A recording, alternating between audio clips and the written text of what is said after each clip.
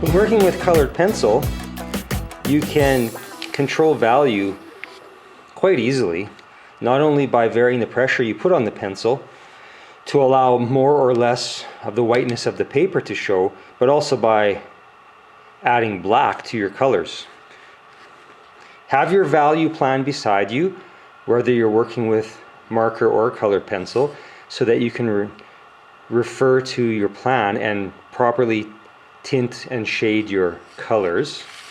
So I'm going to work in this temple area, just on the right side of this man's head. Keep your colored pencils sharp. Work in a color scheme, of course. 3 to 4 colors maximum. But with colored pencil, you really want to think like a painter and blend your colors by layering them in order to create visual complexity. So maybe I'll start with this orange hue right over here. I'm going to lay it down nice and thin. I don't want to saturate the paper. Maybe I'll move into another shape. So I'm thinking shape by shape when I'm adding the color and the value to my contour portrait here. I think I'll do a third shape. Alright, now I need to darken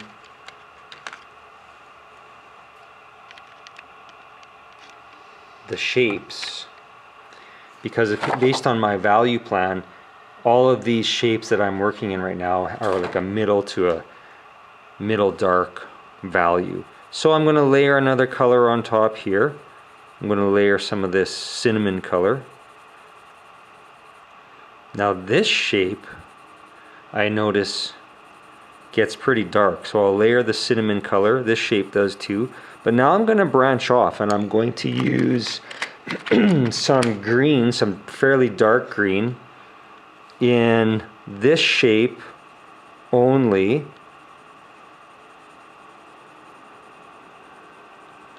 And sometimes what you do is you work almost like a sandwich. So I'm going to go back now to my original orange. So I'm holding these 3 colors in my hand. So I still have that original orange. I'm going to go back to it and put another layer on top. So I like the value that I'm achieving there, because according to my value plan, it's a fairly dark value, but not as dark as that earpiece just to the left of it.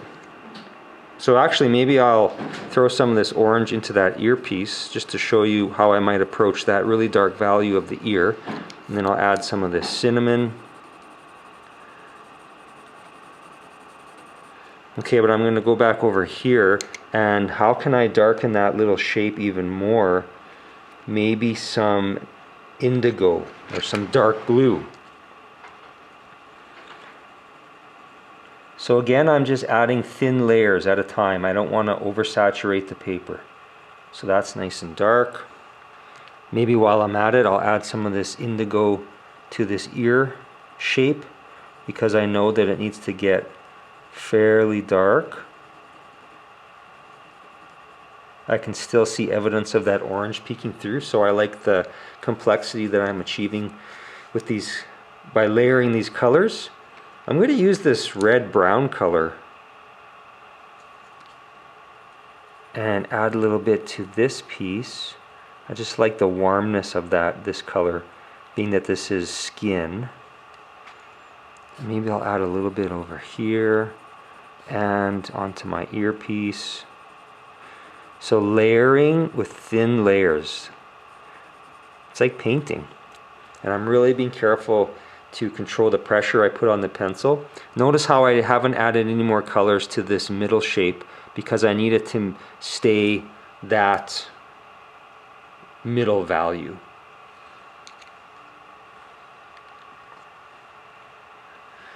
Maybe moving up to the side of the head here, I'll put a little bit of this warm color in. It's called goldenrod. I like this color. These are Prismacolor color pencils. So there's that goldenrod. Now I want that to be a little bit of a darker value, so there's nothing wrong with using colors like gray or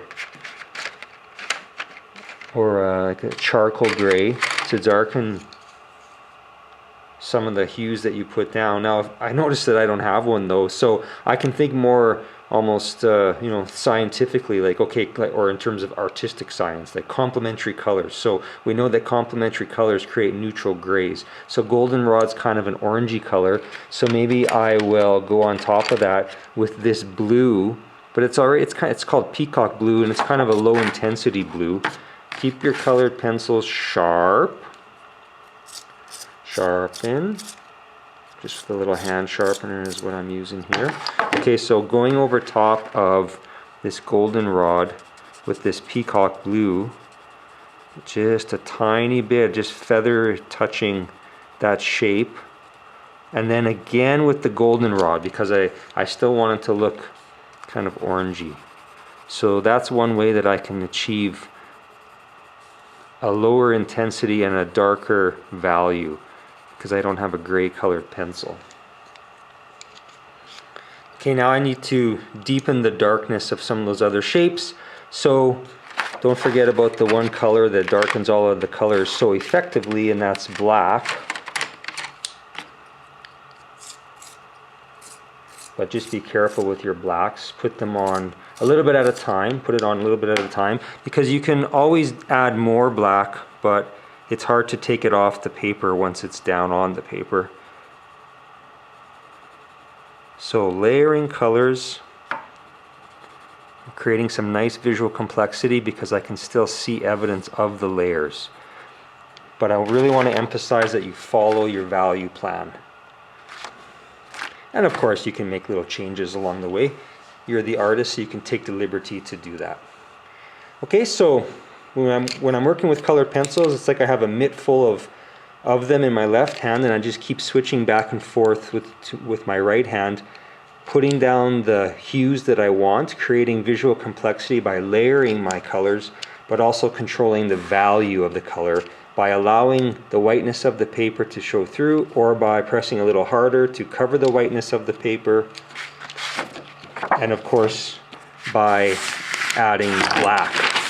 So just to emphasize what I mean about changing the pressure, I press harder, I'm going to create a darker value, and then I ease off on the pressure, I'm going to start to create a lighter value. So that's just with one color, but then of course I can add other colors, like I can add this darker blue to the dark part of my spectrum here, or black. You don't always have to use black though. You can use dark brown, dark violet, but of course black is usually so effective because it's so dark. Have fun with the colored pencil.